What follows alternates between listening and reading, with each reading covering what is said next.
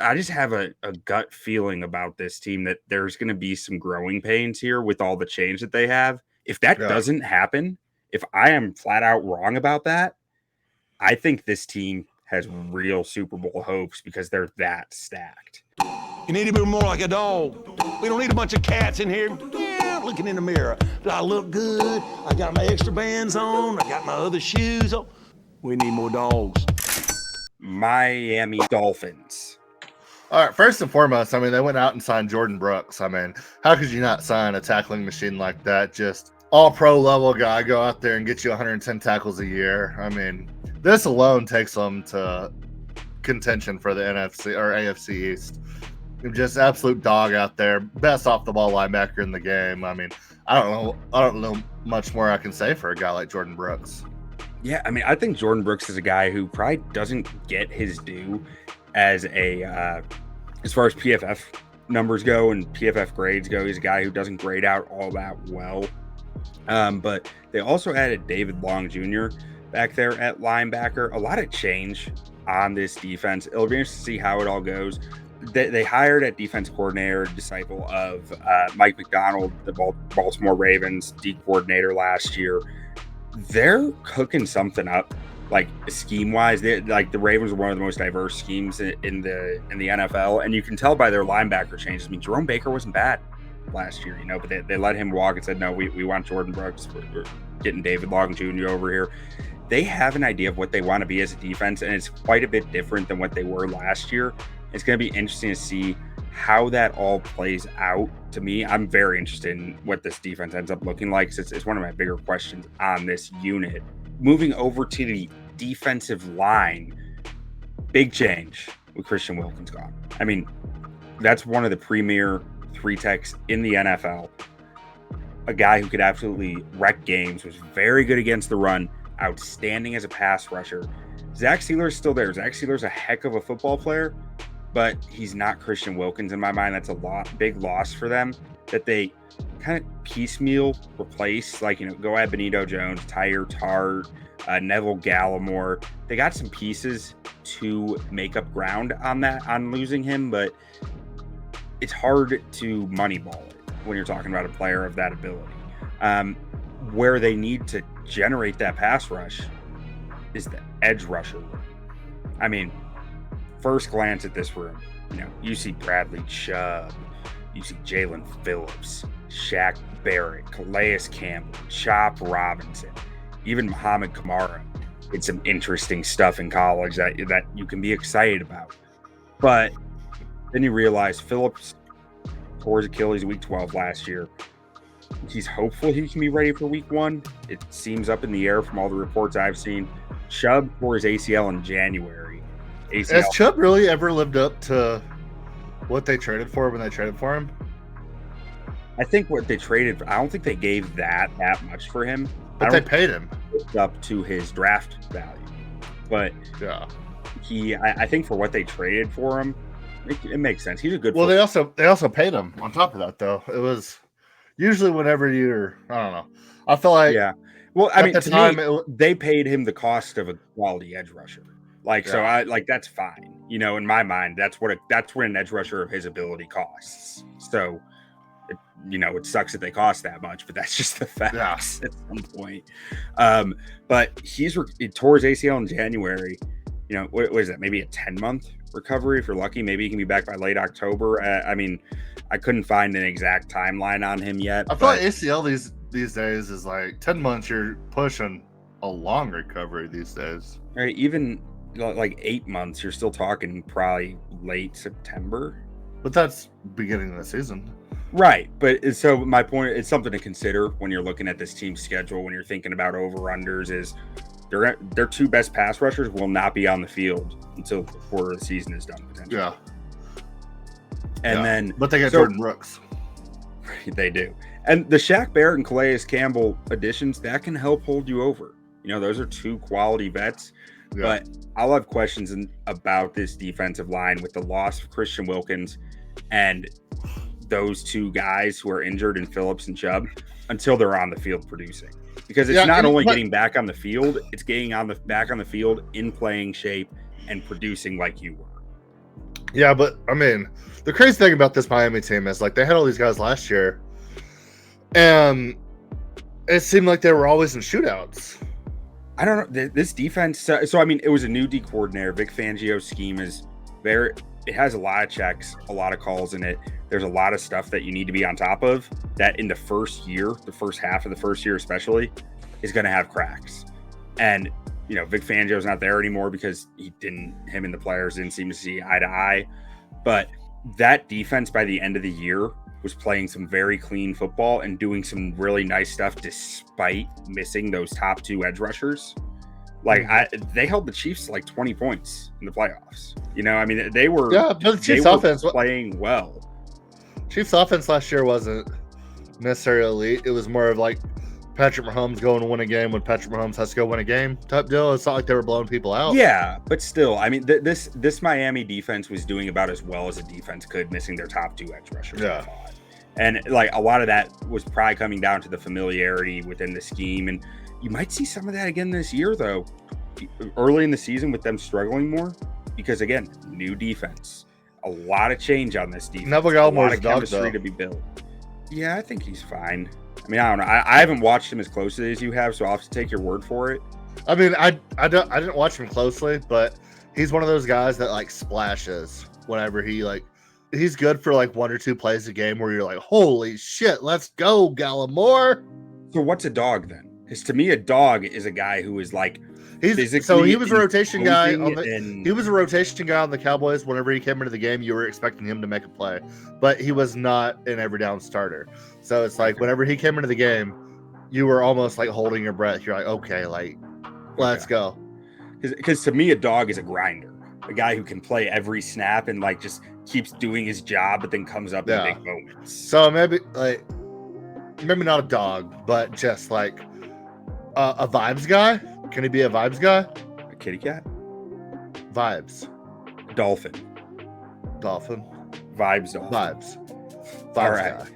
guy. Looking at the secondary, not as much change here. Really some upgrades here. I mean, they go and add Kendall Fuller to a room that already had Jalen Ramsey. Is Ramsey healthy? I believe he's fully healthy coming into this year. He wasn't coming into last year, but coming into this year, I believe he is. As long as he gets through training camp clean, which was the issue last year. He got hurt in training camp. Yeah. Kader Kohu, I have no idea if I pronounced that right, but he awesome slot cornerback. This dude plays like his hair's on fire. It's a beautiful thing. I think that Nick Needham is some okay depth, and behind them there's not a lot, but like we were talking about on the Bills one, there's only so many cornerbacks in the cornerback rooms in the league that have quality depth. If you have three good starters, you're in a good spot, and that's how I feel about this cornerback room. And in the safety room, we go add Jordan Poyer, in division rival, so you hurt the Bills a little, help yourself. Javon Holland, I think, has a chance to be one of the best safeties in the league. This dude is just a football player. He is really good at his job and what he does. And then it'll be interesting to see what ends up happening with Cam Smith here. He was a decently high draft pick. I think he was third round. Great golfer. Correctly. Great golfer. Incredible that he can do both. But it'll be he wasn't a safety coming out of college, so he's maybe transitioning to safety. If memory serves me right, he's pretty athletic and long, so he might be a guy who you see in more of a Kyle Hamilton type role in this defense, because remember, it's a Ravens-esque defense. So just all around interested to see how this defense comes together. I have some questions about it, but ultimately they have some high-end talent out here. And to me, the biggest question is the edge room getting healthy, and how are you replacing Christian Wilkins? Because otherwise, I see a really strong roster. So who is their defense coordinator now? Anthony Weaver. Where did he come from? Baltimore. Okay. He was under Mike McDonald last year. Okay. I mean, I like this defense a lot, but I don't think the defense is what's gonna. If their defense is better than their offense, this is the cream of the crop for the AFC. No, my question is more, will the defense hold the team back? That's where I'm concerned. So we can just go ahead and look at this offense. And I mean, I think I think this offense lives or die by its skill positions.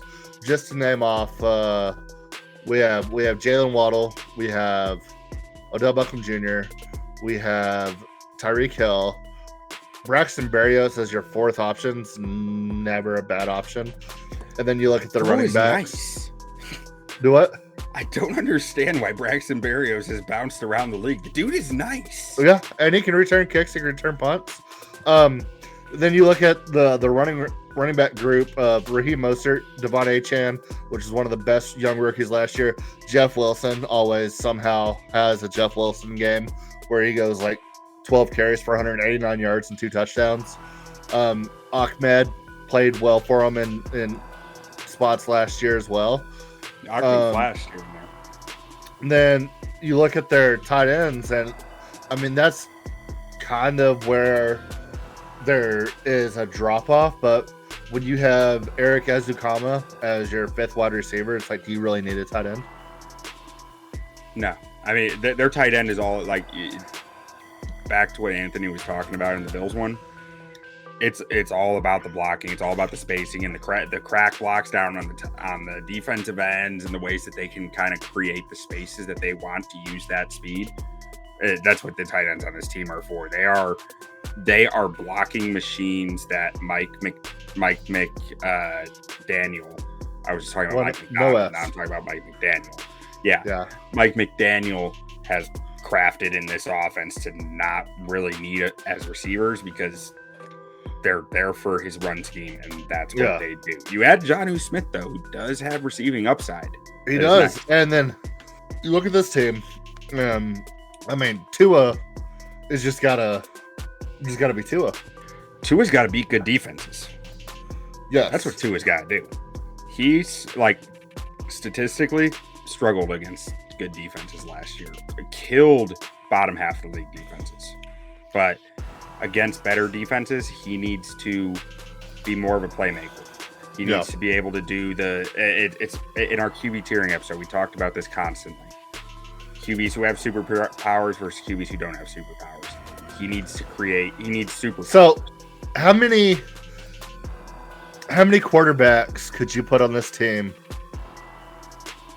I mean, I know we talked about our QB tiering list, and we kind of went about it different ways because I took into account a lot of team around him, current situation. But how many quarterbacks could you throw into this roster right now where you'd feel confident that they were Super Bowl favorites? Not including Patrick Mahomes, because I think you could throw him on the majority of rosters. Like, are they better or worse with that if they had Josh Allen, or the same? I think they're less consistent, but I'd like their odds as Super Bowl better. Okay, so Lamar Jackson. I mean, I think their odds are closer. Again, I don't know that they're favorite automatically with Lamar. With that speed, probably, actually. With Lamar's speed and the rest of the speed on this roster, Dak, I don't think Dak moves the meter enough for them to be Super Bowl favorites. Jordan Love. No. Joe Burrow. Different kind of quarterback. Different, but yeah, Joe Burrow. If Joe Burrow's on this roster, I think they're close to Super Bowl favorites. It's still, my questions are still with the defense, though. Yeah. But assuming the defense can be better than league average, so in that 10 to 13. Like ultimately, I think there's maybe only five quarterbacks that I'd say that they're like they're right there with anyone. So Tua's getting paid. Okay, how about this one? I think Lawrence.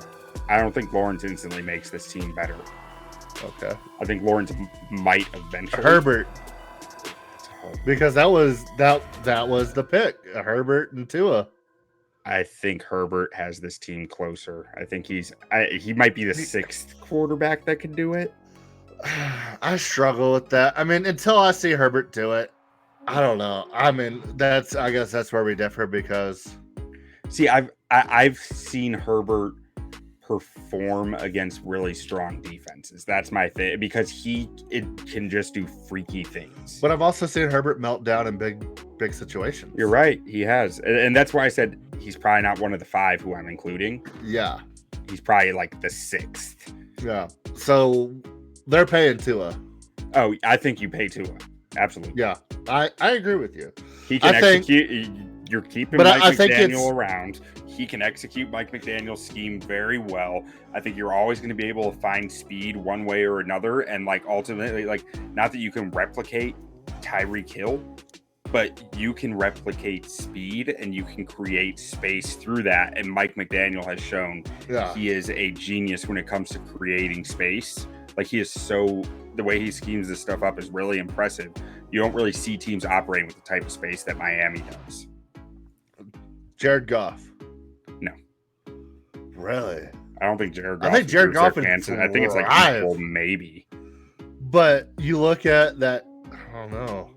With the receivers and everything in place and the running game they can do. I think Tua's subtle mobility is important within this offense, and it's something I don't think Goff has. This O-line is really not very good. And you need, like, Tua dropped weight to improve his scrambling this season. He didn't have much to lose. And I think he needs it. Yeah. No. Yeah, but I just think of that golden arm. Just slinging it to Tyreek. Yeah, the golden arm doesn't work all that well when you have pressure in your face because he can't really change arm angles and get out of the way. But at the same time, if Achane and Mostert are going for 300 combined, they gotta do something. I think the lightning quick release, changing arm angles and sub mobility is really important within this offense. You think Tua would be better if he was right-handed? Absolutely. Yeah. He's a witch. Yeah. He's a witch. Burn him. Burn him at the stake. But yeah, I mean, yeah, they're gonna pay Tua.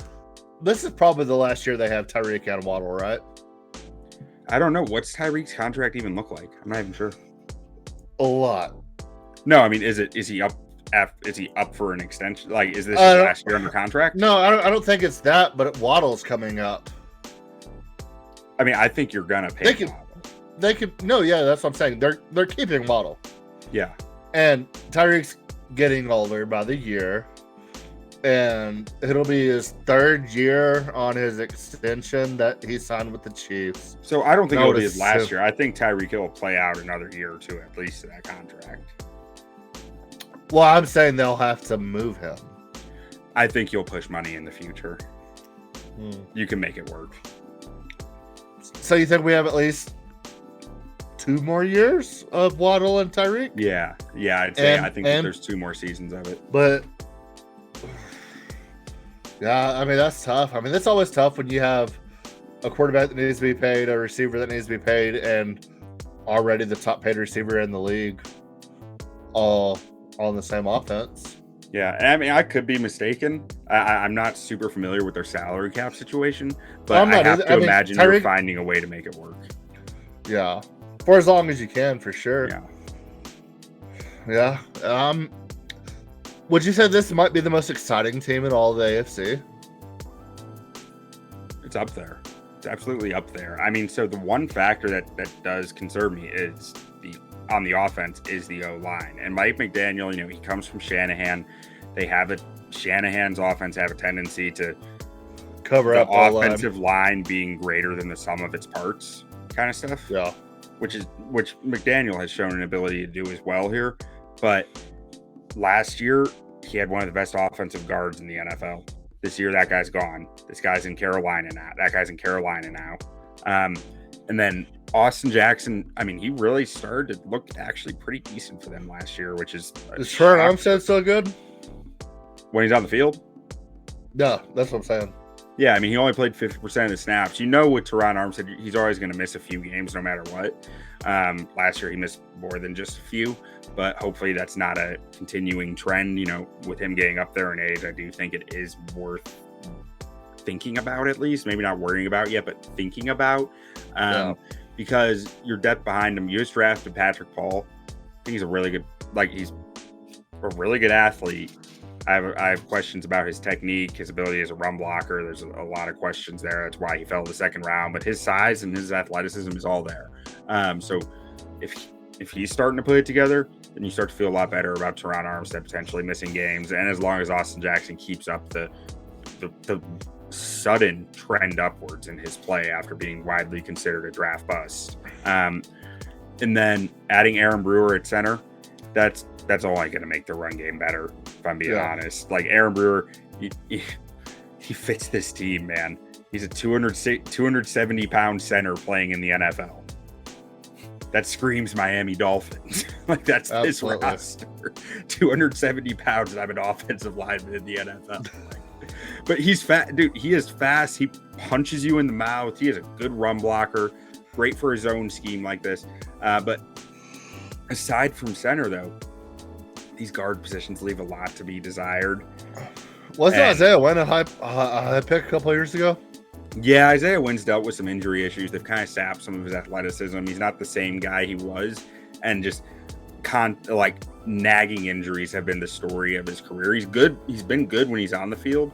But it's just like he's got to be on the field. And he's got to be playing healthy, you know? So there's a lot of questions on this interior for me in the offensive guard spot specifically, which, you know, maybe they'll be fine just because Mike McDaniel has found a way for them to always be fine despite not necessarily having the talent. But I need to see it. I need to see it because aside from the smoke and mirrors of scheme, I'm not sure how this O-line works exactly if Teron Armstead goes down. Looking at bets for this team, we have a win total of 9.5. We have playoffs about even, minus 132 to make it, plus 108 to miss. Win the division at plus 210. AFC champs plus 1200. Super Bowl at plus 2400. Bang for your buck. What are you taking? I don't like anything. See, if I'm looking at this taking this is going to sound like it makes no sense. It's either miss the playoffs or win division. I was at the under 9.5 or Super Bowl. But why would you take the under 9.5 when there's a chance they can miss the playoffs at 10 wins? Yes, that's true. Like that's where I'm sitting. I like the no playoffs at plus 108 just because I think this team should make the playoffs. Yeah, 10 win. I think a 10-win team might miss the playoffs this year in the AFC. Yeah. But I also look at this team, and we're assuming people stay healthy for the most part. If everything goes right, what team in the NFC can beat this team in a Super Bowl? Pat Mahomes. Yeah. Not in a Super Bowl, but yeah. I mean, it always comes down to Pat Mahomes. But 24-1. Basically, so where I'm sitting with it is like, I just worry about them having to go into a cold weather stadium and win in the playoffs. Yeah. And maybe they can. I mean, hell, they took the Bills to the limit a few years ago. Like, I mean, I think they even won that game in Buffalo late in the season in the snow. So, like, yeah. They lose to last year? Can do it. They lost to KC at Arrowhead. At Arrowhead, okay. And I don't think their division is going to allow them to get home field advantage. So it gets tough for me at that point to say AFC champs or Super Bowl. Yeah, I think missing the no playoffs at 108 is probably pretty. I think that's a good value because like you said, with what we've talked about with this AFC, 10 wins you could miss the playoffs. Yeah, I mean it sucks. Like this, man. Where I'm like, I like this roster a lot. There's a lot of talent here. But I can't help. They gotta stay healthy, right? And you're already unhealthy with two guys who might start the season on IR. And Jalen Ramsey hasn't been healthy in 3 years. There's just a lot of ifs here. Of Tyreek Hill has never really change at the same Tyreek time. Hill's never really been healthy, or Tyreek Hill's never really been injured. I mean, he's getting older. Yeah, which I think could be a slippery slope once you start going that way. But like, especially with a speed guy like that, if Tyreek Hill tweaks his hamstring to where he's still playing, but he's not Tyreek Hill, that's detrimental. You know what worries me the most? Every game I turned on, Andrew Van Ginkel was everywhere.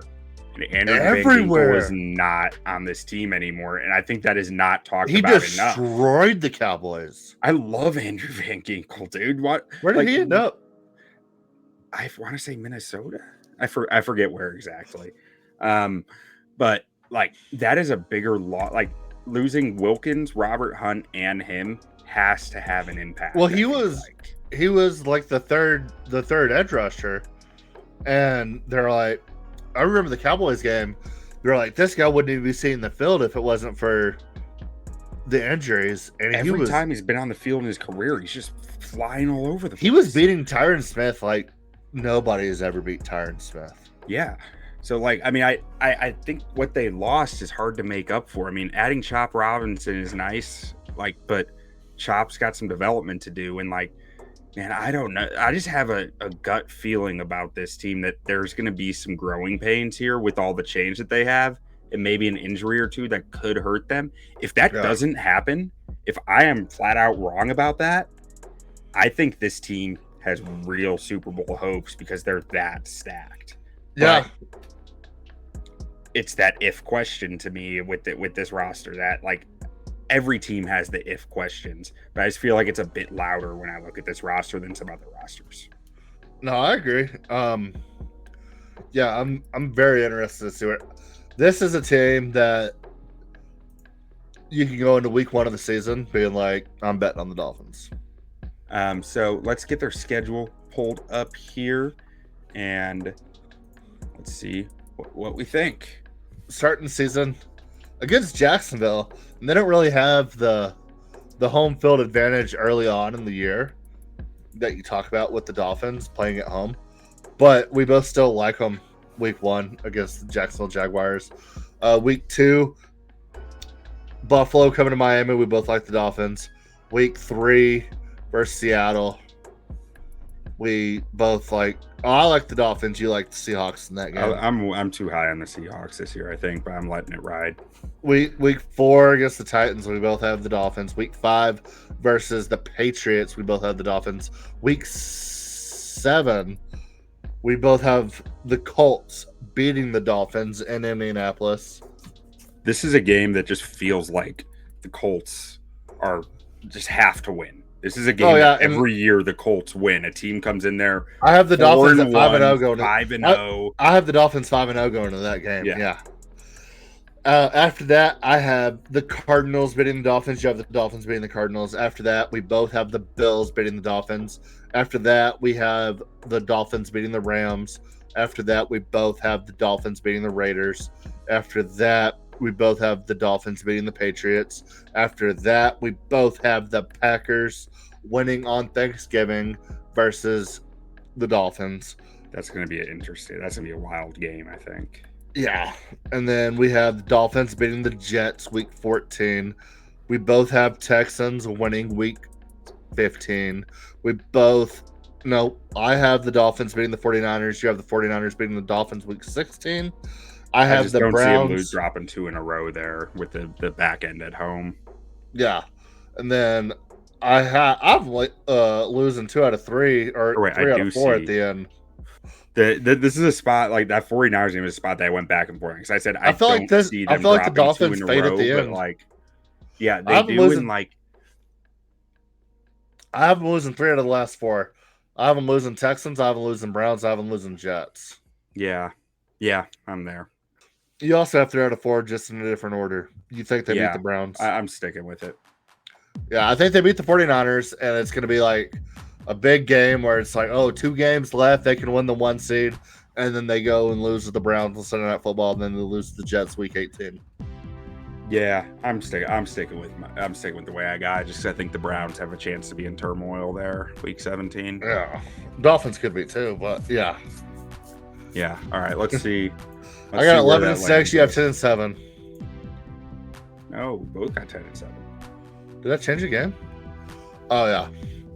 I got Bills winning the division now. I thought that already updated. So, yeah, I'm sticking with that bet of Dolphins to miss the playoffs because I think they're a 10-win team who might miss the playoffs. You play to win the game. Hello? You play to win the game. You don't play to just play it.